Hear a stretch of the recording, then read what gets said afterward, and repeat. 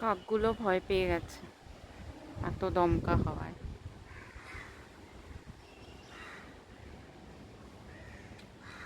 দেখেছো কত আম ঝুলছে, কিন্তু এবার আম একদম ভালো হয়নি, সেরকম মিষ্টি না।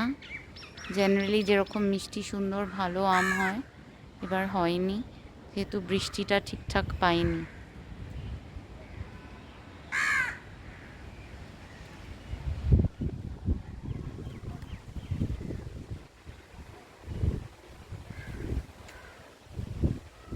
আজকে মেঘ দেখাবো।